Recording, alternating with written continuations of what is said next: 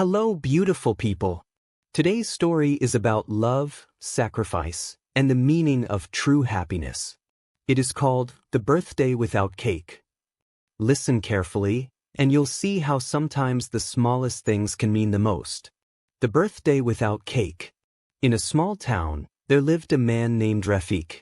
He was a kind father, gentle in nature, but life had not been easy for him.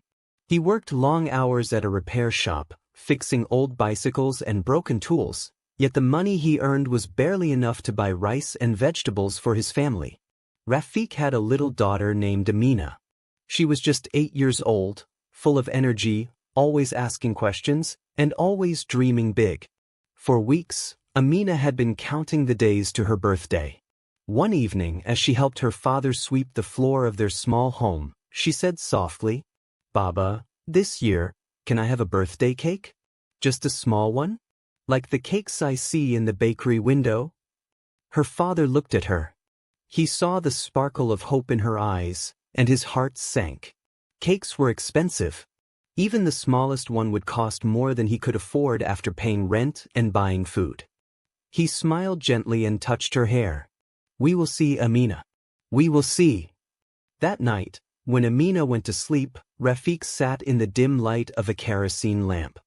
His hands were rough, covered with grease from the day's work, but his heart was heavy with sadness.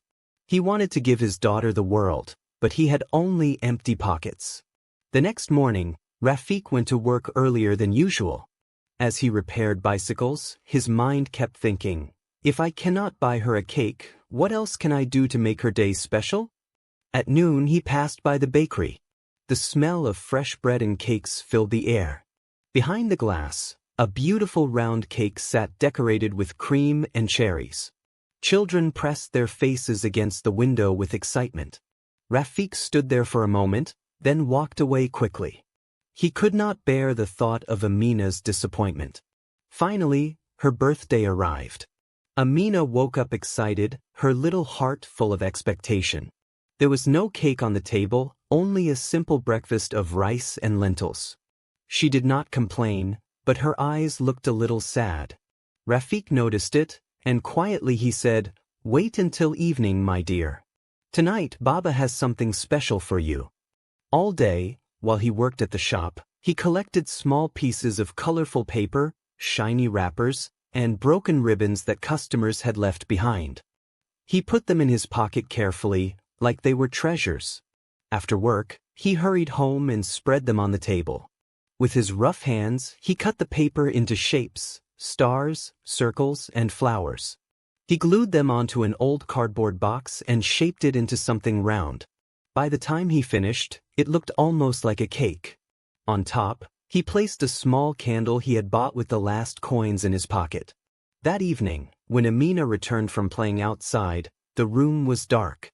Her father lit the candle, and suddenly the paper cake glowed in the soft light. "Happy birthday, my princess," he said with a warm smile. Amina gasped. For a moment, she was silent. Then her eyes filled with tears, not of sadness, but of joy. She ran to her father and hugged him tightly. "It's the most beautiful cake I've ever seen," she whispered.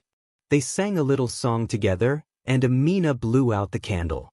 There was no sweet cream, no sugar, no cherries. But in that small home, there was laughter, there was love, and there was happiness. Years later, when Amina grew up, she often told this story to others.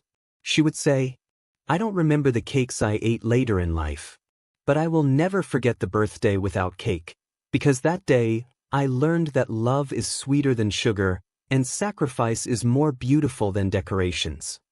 And so, dear listeners, sometimes the most precious gifts are not bought with money, but made with love. Remember, people may forget the things you give them, but they will never forget the way you make them feel. Thank you for listening to today's story, The Birthday Without Cake. Stay kind, stay hopeful, and I'll see you again in the next story.